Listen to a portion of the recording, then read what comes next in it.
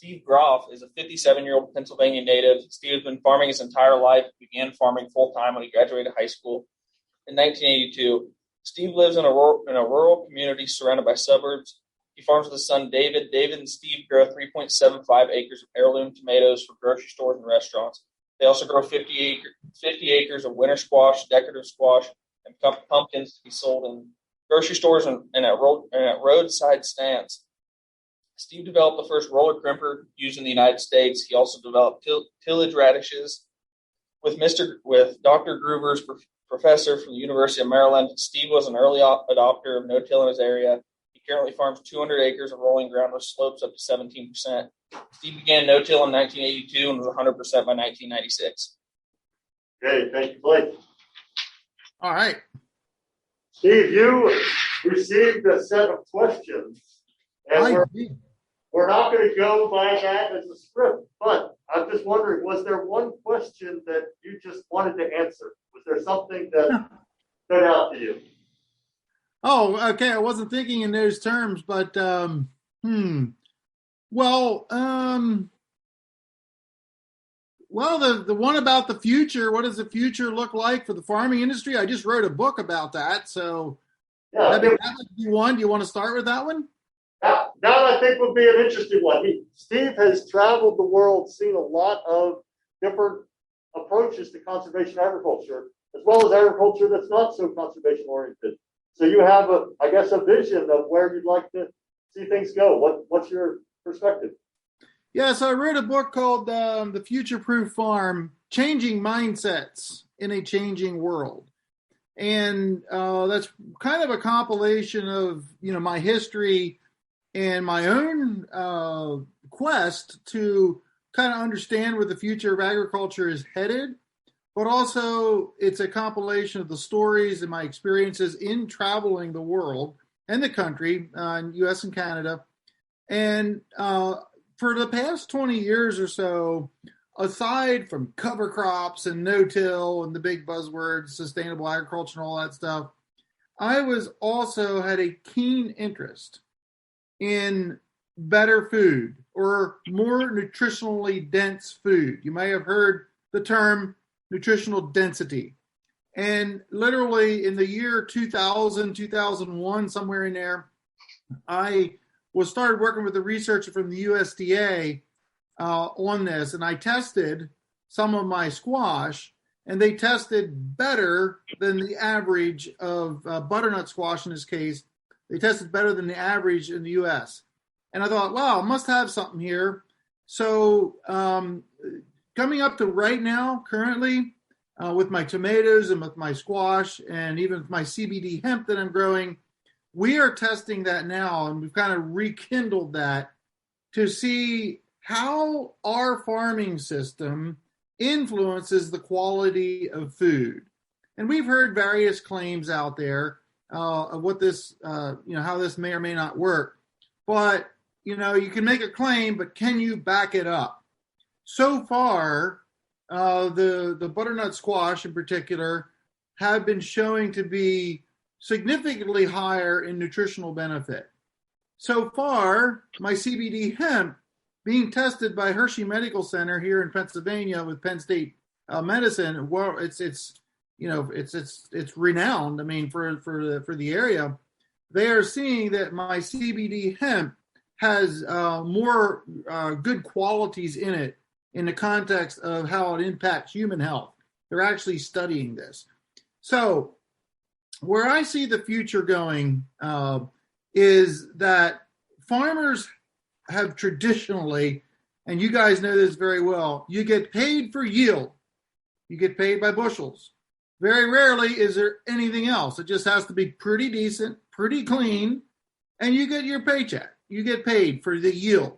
You never get paid for quality, very rarely. And even in corn and soybeans, stepping back there, everything I said about human health can be applied to animal health.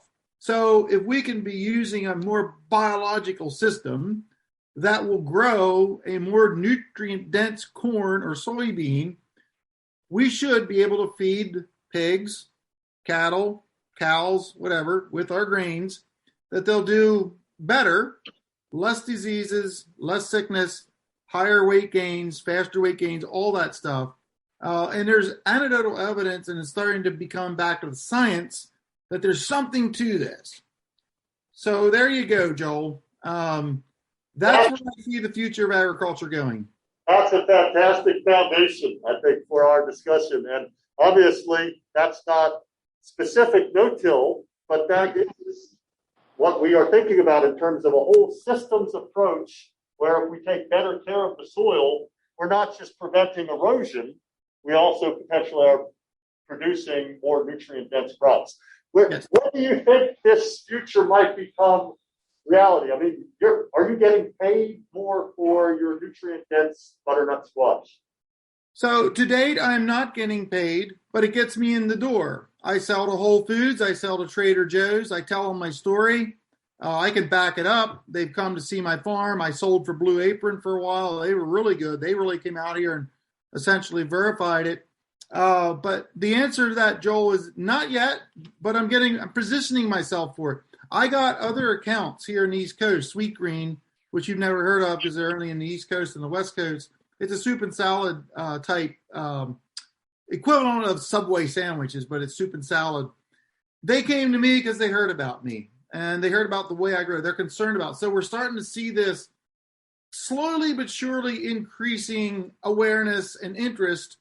And this is where I think it does affect. And the reason for writing a book basically was just give farmers a heads up. This is what I see coming, even for corn and soybean farmers. Because the food industry is kind of a step ahead in this whole movement. But, we talk about regenerative agriculture now and all the benefits of that. One of the things that's probably the most exciting is a nutrient density meter that is being developed. I'm a part of the prototypes and testing that, where it's actually, you can hook it up to your smartphone, plug it in, and you can go up and actually go in the store. If you're shopping for produce, and you can test the different tomatoes, a different grapefruit, or whatever you want to test, and you can see a quick readout of the nutrient density in that product. Now, we're not quite there yet, but I can tell you that the studies are going on now. So if that happens, if we're able to go out and you can shoot this thing at your, corn, your corn kernels, your soybeans and everything, and you can see a readout, if this works, it'll be a game changer in agriculture. So I can't promise it will, but we're down the road in this. I'm a part of that. So again, maybe very futuristic. It might seem that, but things happen really fast these days. So I'm just saying, if you're not staying tuned to some of this stuff, your farm may become obsolete. And yes, no-till, cover crops, diversity, all that stuff is going to make this happen. That's the recipe for getting a more nutritionally dense food product. Excellent. So, guys, one of the messages that I want you to think about is this idea of positioning ourselves for the future. And obviously, one way to be well positioned is to produce crops that in the future you'll get more compensation for because they are more nutritionally dense. Another thing that might happen, of course, is that we might have regulations which say you need to have cover crops. If you don't know how to grow cover crops, that's going to be an ugly transition when you are told you have to do it. There are lots of farmers that are saying one of the reasons why I'm trying conservation practices now is because I can do it at my pace. I can do it the way that I want to figure it out. And then if there are regulations, I'll be well positioned. So that's another aspect of getting well positioned. So, Steve, tell us a little bit about growing horticultural crops. My students are basically connected to corn and soybeans and maybe some small grains or forages, but what is it like to be in the produce industry? Well, first of all, it's a totally different world. And a lot of that is it's not mechanized. We need human labor to pick the tomatoes. I grow the heirloom tomatoes. You may have heard of the older type, old-fashioned tomatoes, the ones that really taste good, different colors, shapes, and sizes.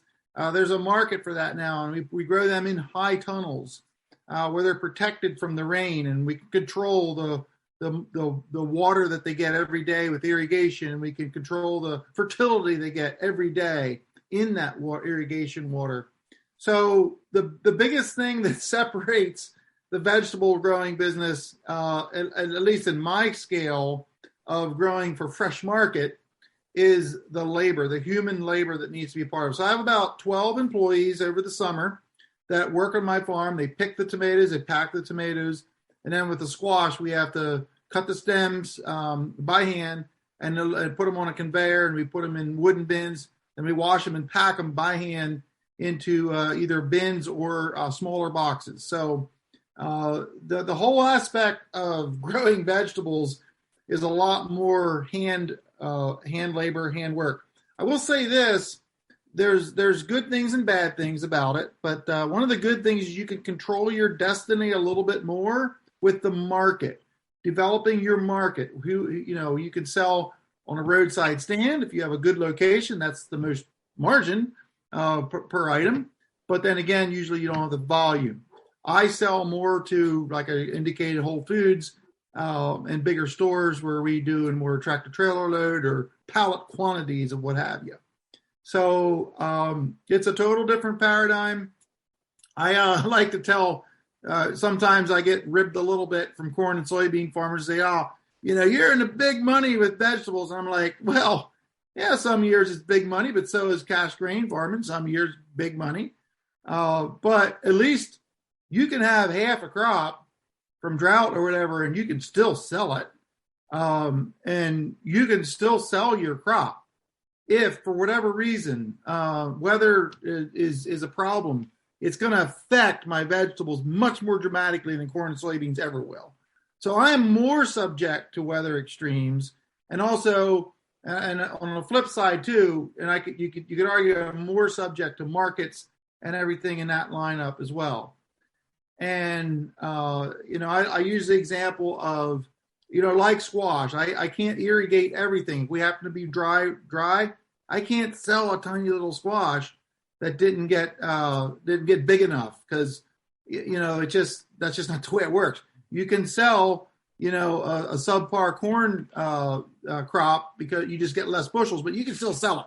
So there's some of the differences in being a vegetable farmer. Now I'm the third generation, so I've grown up with this. And to switch over to be a vegetable farmer from a corn and grain farmer is a big leap. Okay, so I think that was a really good foundation. One other thing I want to ask, and then we'll start taking student questions. What's the intersection between all this conservation and growing these higher value crops? Because, my perception is that we had a lot more conservation, no-till, cover crops being done in grain crops before it was really catching on in vegetable crops. And when I first met Steve, I think he really was just starting to pioneer the use of cover crops with tomatoes and pumpkins, right? Yes. What's that today? Are horticultural crops using lots of conservation practices today, or are they still more intensive tillage or traditional types of soil management? I'll answer that in two parts. Number one is there is more conservation practices in vegetables than there used to be. I'm just going to put out 20 years ago or so. The ones that are the easiest is the squash and the pumpkins. In the Mid-Atlantic region here, we grow quite a bit. There's over 2,500 acres of pumpkins grown here in my county alone, in Lancaster County, Pennsylvania. And a solid 75% of those pumpkins are no-tilled. And you know what the driving factor is? It may not be so much soil conservation. It's because they grow cover crops, we roll them down with a roller crimper, and these pumpkins grow on top, and they're cleaner because they're on the rolled down cereal rye or triticale versus on the soil. So that value added right there is really what helped drive that and take that off. And then if you know anything about vegetables, a lot of times there's a lot of plastic being used. And I have literally been very surprised at how quickly those who use plastic, and there's reasons to use plastic, I won't get into it now, but how quickly farmers around here started putting cover crops between the plastic rows. Now, yeah, they're still doing tillage to make the raised beds and everything, but they'll put a cover crop in there. And regardless of what they plant, cantaloupes, watermelons, tomatoes, that has really taken off here lately. That being said, in my world here in the Mid-Atlantic region, the average vegetable, or I should say the vegetable acreage, has not evolved quite as much as the corn, soybean, wheat crops have done as far as a percentage of no-till or cover crops. And I'll just share, and some of you may not believe this, but Joel can verify because he's from this area. Probably 75% now, 60 to 75% of Maryland and Pennsylvania and Virginia are now no-tilled and cover crop. It's very green around here in the wintertime now. I mean, actually, a couple years ago, I actually hired an airplane to take pictures of the county here locally in December, how green it is. And it's been dramatic. And a lot of that's because of the Chesapeake Bay and the push for that. But a lot of these farmers are doing this without any subsidies, which is another topic maybe for another day. But now it's a long-winded answer to your question there, Joel, but a little bit of an update on where the vegetables are with conservation. Yeah, that's a great answer. So let's take some questions now from the floor. Derek, you have a question. Does he think that produce could ever be mechanized, like how corn and soybean are, or is it so fragile? So Derek is asking about the advances in mechanization. Are we going to see mechanization of the types of crops that you grow? So in vegetables, there's some, and a lot of it's driven by the lack of labor, or lack of available labor. And but I don't see how. I honestly don't see how you can mechanize picking an heirloom tomato. I don't know. Maybe that'll happen someday. But in processing, that's a different story. And I want to make sure we're clear here. Processing tomatoes, processing snap beans or string beans, whatever you want to call them, that's all mechanized already.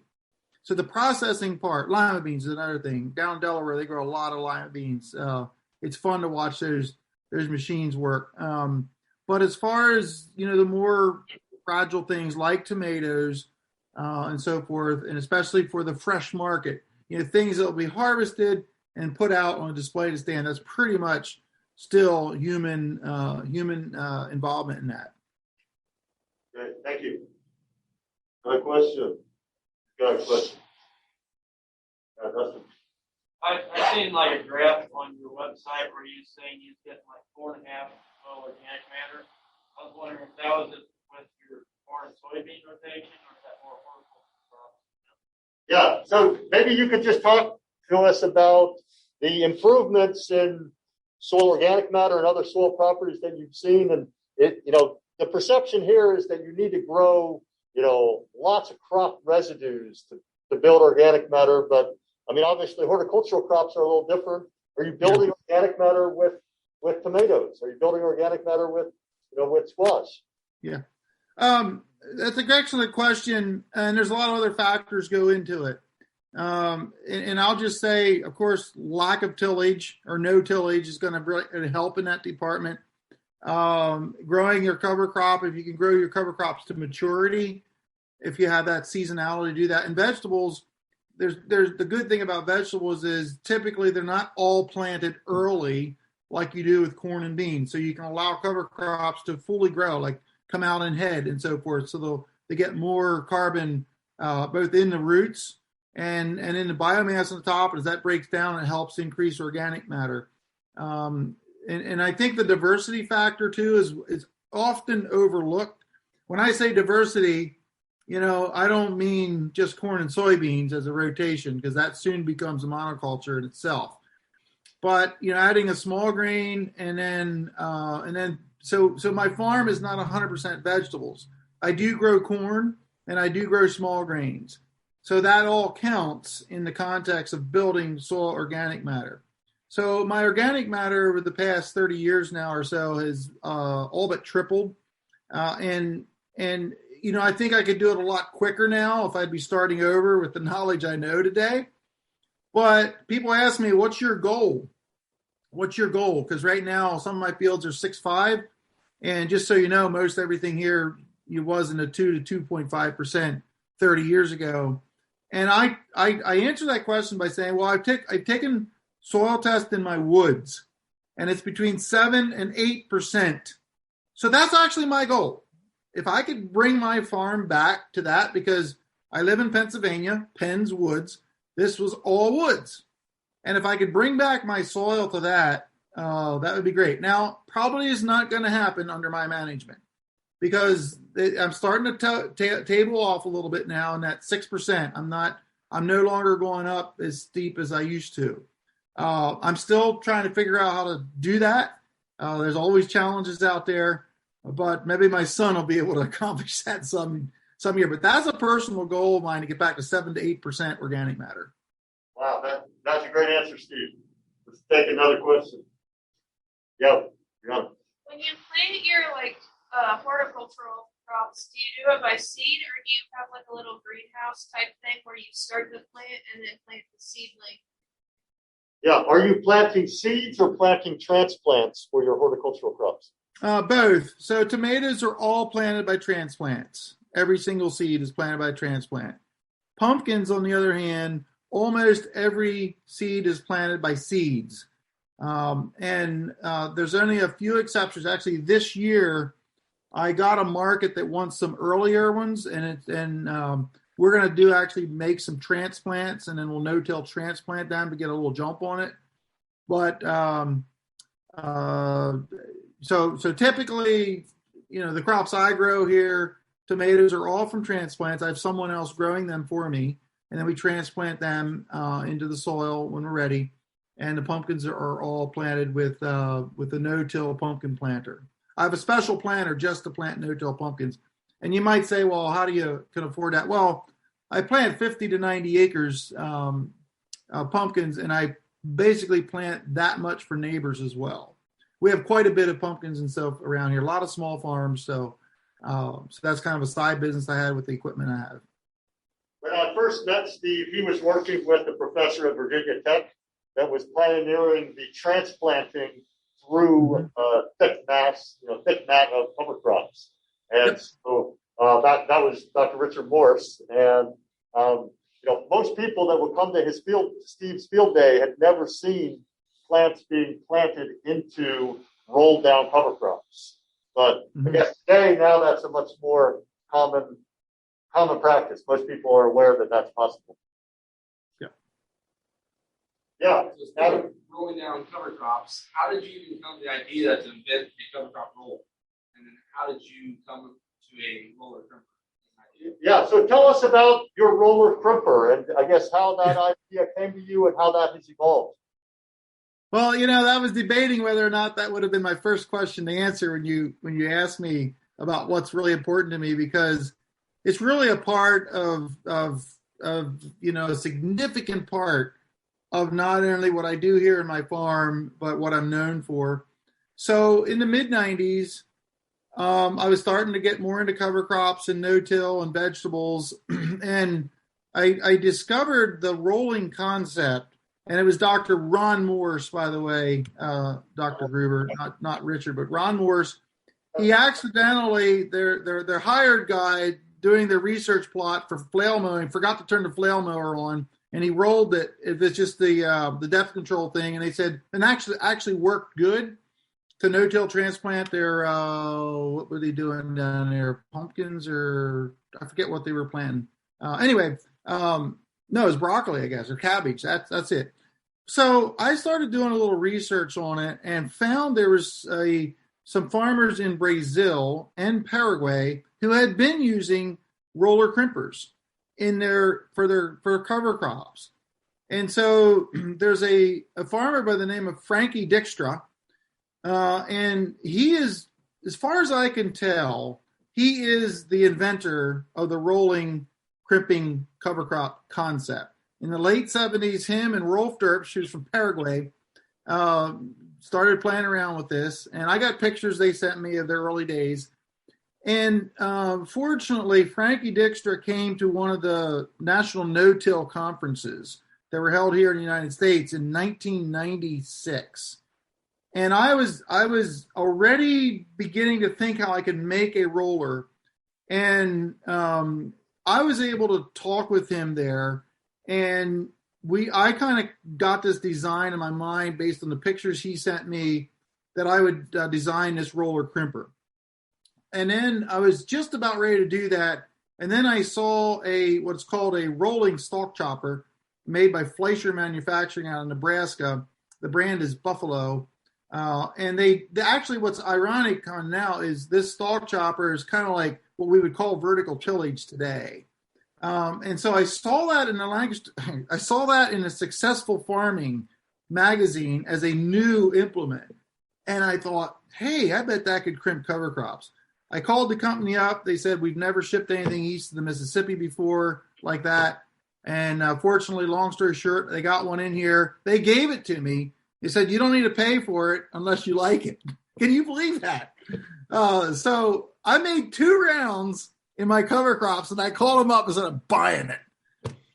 And then I had to do a lot of adaptations and a lot of that to it. And so to my knowledge, that's the first roller crimper ever built specifically for cover crops in the U.S. or Canada. And it kind of took off from there. Never, ever did I ever dream that rolling would become almost, I guess you could almost say, I'm not going to say mainstream, but it's very popular now in all different kinds of shapes and sizes. So that's where it started. And I could tell you a lot more details of that journey. But 1996 is when I started rolling cover crops. And so just a quick comment on that. The system that Steve is using or was using, you can update us if you've changed. It was just a solid bar. And so there was no ability to maintain equal pressure on an uneven surface. So he basically rebuilt it so that he had parallel linkage on each of the rollers. How wide are the roller units? So my roller is 10 feet, but each individual roller is, I believe it's 18 inches, and there's 8 of them there, a front gang and a back gang, and I still use it today. That roller's had thousands of acres on it. We, just like my pumpkin planting, I roll more for neighbors than I do for myself, almost all for the pumpkins. So it's really been interesting as I kind of step back now and see how the whole crimping thing has swept the country. It's I could tell you lots of stories of how I just say at the very beginning I had no idea that this would ever take hold. I didn't even try to promote it.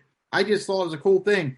Now, one thing as a side note here, one of the reasons I was fascinated by rolling was at that time the price of glyphosate was about $40 to $50 a gallon, and I thought I could save a lot of money here with this roller and reduce my glyphosate rates. Well, here we are in 2022, and if you know anything about the price of glyphosate, it's like quadrupled. I mean, it's like up to $40-50 a gallon now.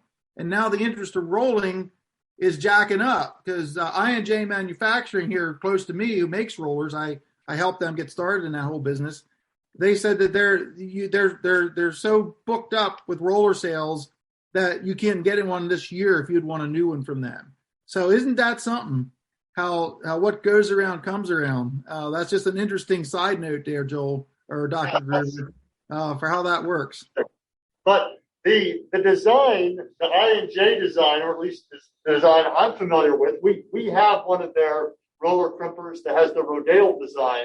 It's a very different concept than Steve Groff's design. So why hasn't your type of design become more popular? Or maybe it has. Am I not aware? No, it hasn't. Part of that is that I decided early on I'm very focused on educating side. I wasn't so much interested in making a machinery line. I helped I&J get started, and Rodel. I helped them to kind of give them some overall crimping advice. And we tested the I&J Rodel design here at my farm against mine. Mine's a little more aggressive. It will make a better kill We saw that. We clearly saw that. And at the time, Buffalo was promoting the one I have, and they actually took some of my ideas and incorporated them into their roller. But then, as fate would have it, Buffalo ran into some issues. I don't understand what all went on, but they were sold and then resold back, and it's been that brand has been like all over the place, and they never. I'm just going to say they never really capitalized on their opportunity. Now, there's other roller companies out there scattered around the country that are starting to build rollers, and I'll tease you a little bit.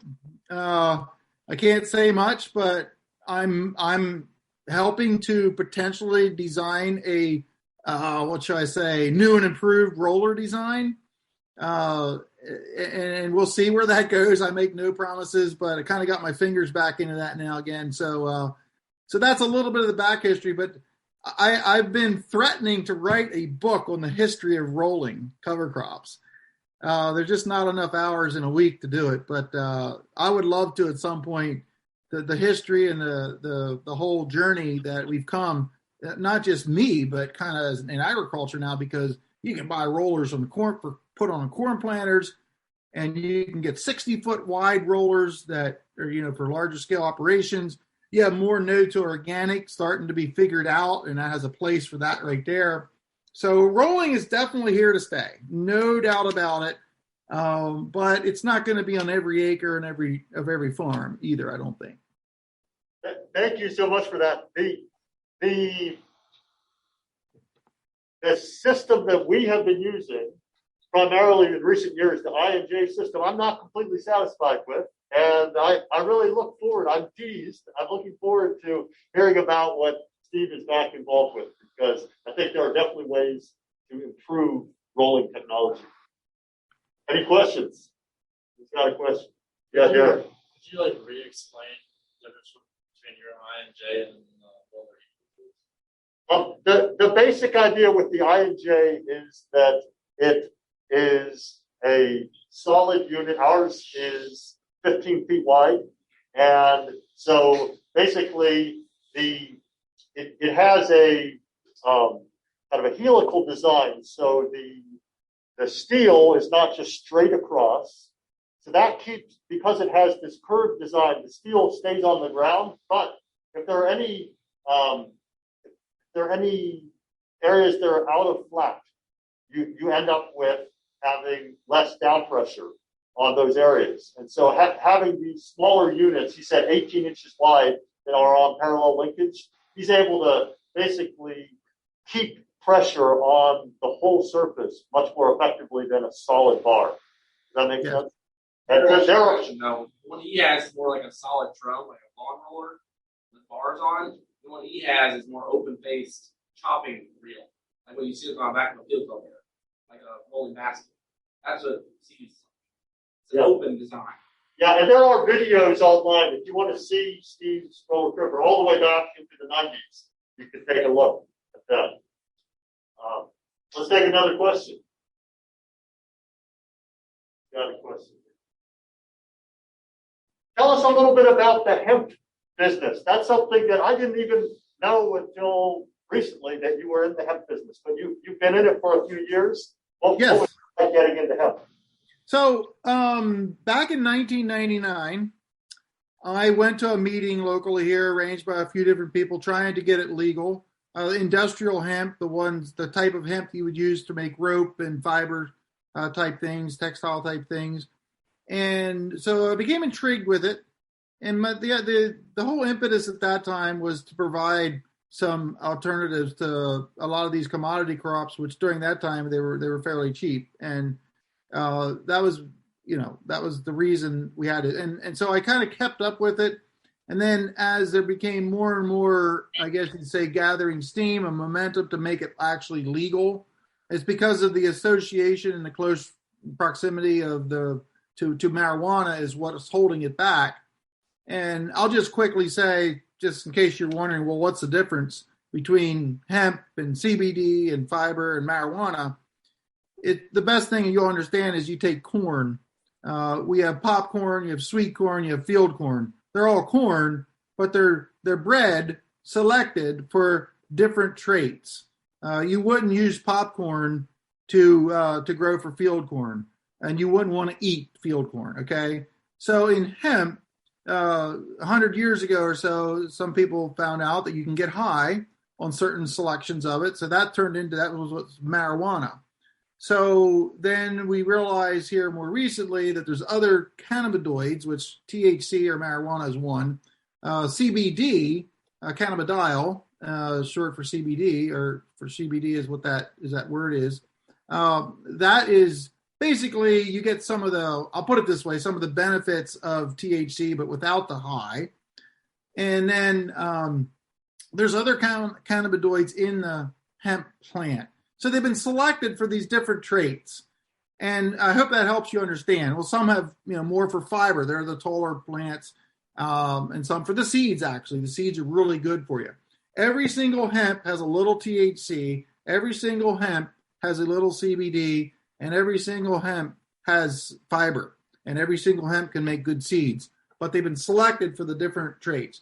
So when the stigma of marijuana was worked through and all that stuff, and we were allowed now to grow hemp that was less than 0.3 THC in a percentage basis, we were angling for the CBD. Well, I don't know what you know, but in 2018, the Farm Bill legalized the growing of CBD hemp. And hemp is not that hard to grow. And so you had thousands of acres went out, and the industry was essentially not built. It's like there was cars built, but no roads to run them on. So the market became glutted rapidly. The price went from $40 a pound down to $2 a pound, roughly speaking. Farmers were going to make thousands and thousands of dollars acre profit. Turned out they lost money. So the whole, bright horizon of that crashed. And I jumped in. I was ready to go, and I jumped in. I knew that eventually I would probably create my own brand. But when the market crashed, I decided I needed to do that quicker than I expected. So I'm somewhat of a business guy, and it takes a while to get your own brand out and everything. But as of today now, I have my own brand, cedarmeadow.farm, cedarmeadow.farm, look it up, and you can see what I do. And I, as I alluded to earlier, I'm all over this because I see it's a potential for the future. That being said, if you guys or your family wants to grow hemp for CBD, there's no money in it yet. Again, maybe in the fiber, maybe in the seed, but the CBD, we're still using up the inventory of biomass. It does keep well, by the way. I'm still extracting 2019 crop, and it's held up well. So that's kind of as an aside. So that's kind of my story. I developed the brand, and the coolest thing for me is it really fits well in my connection of soil health and human health. And that is really, I'm still, I'm going to be out in South Dakota next week talking to farmers about cover crops. I still do that. But for me, where the bulk of my future is the connection of soil health and human health. And the CBD fits really good in that. I don't know how much you know about CBD and all that stuff, but just setting, that's what I planned. That's kind of where my future lies in a lot of what I do. But I'm growing a CBD and no-till cover crop situation. We're transplanting the plants and direct seeding them both. So I'm using this foundation of this wonderful soil that I have to grow this plant. Excellent. Wow, that's a very interesting answer. So tell us a little bit about your cover crop coaching. It sounds like maybe that's shifting to less important, but that is a key part of what you're known for right now, right? Well, yeah, I wasn't really going to bring this up, but I had a cover crop seed business that I started. I think it was the first cover crop seed business started just exclusively to sell cover crops. And that kind of came to a head. I had some partnership issues there. But then I shifted totally on cover crop coaching. And that mainly is speaking And I was doing some consulting, mainly international type consulting, for those who are interested in how to make cover crops effectively work on their farms. And then as when COVID hit, that shut everything down. So I'm just starting to get out again. As the meetings are starting to come back, the in-person meetings, I did a bunch of webinars and stuff. But frankly, I'm tired of webinars. I'm glad we can do this today, by the way. But, you get the drift. So I go and I speak, and, I'm connected to various groups and organizations around the world. And so and then writing my book was a part of that, just to get some of my thoughts out. Now, my book, and I have it here. In case you're interested, you can go on my website, stevegroff.com, The Future Proof Farm. You can get it there if you're interested. But that is really, it's not how to grow cover crops. It's not how to no-till. It's not what type of coulter to use. It's more big picture stuff, mindsets. That's my subtitle, Changing Mindsets in a Changing World. So it's more about, how to think about all this and where the future of agriculture is going. So that's, kind of encompasses cover crop coaching. You're right, Dr. Gruver. I'm not actively trying to get any speaking engagements. They just come to me because I'm focused on hemp right now, and my audience is shifting because there hasn't been, I see a very huge need for farmers who are well-spoken to be able to communicate this message to the general public. So I did a TEDx talk here in December. I was more nervous about that than any talk I've ever given, I think. But it was a local one here. You can go on my website and see it if you want to on the cedarmeadow.farm website. But that's really what I want to do. I want to connect more with the consumer or the non-ag audience to try to connect these dots. Because if there's one thing that COVID did that we could say is positive, is it made people a little more aware of their own health. It made people more aware, I think, of maybe eating better. The local farmers markets had banner years. I mean, no matter where you went in the country, if you had a local farmers market in 2020 or even 2021, you probably did the best you ever did.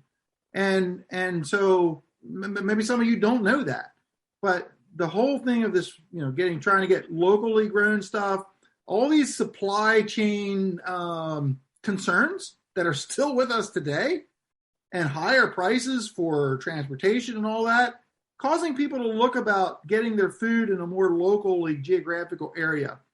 And so I see my role is to try to connect as a farmer to those consumers because there's not many people out there doing it. So cover crop coaching is still in existence and still active, but it is shifting, if you will, to a little bit different audience and a little bit different focus.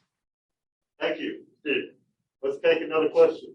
Yeah, Adam. So, along with that, a long time ago, you were big into the tillage radishes, and you have done cereal rye. What cover crops are on your mindset now? Yeah, so what cover crops do you see as kind of the forefront of cover crops these days? Maybe on your farm, but also what you're seeing, around the world that you look at cover crops.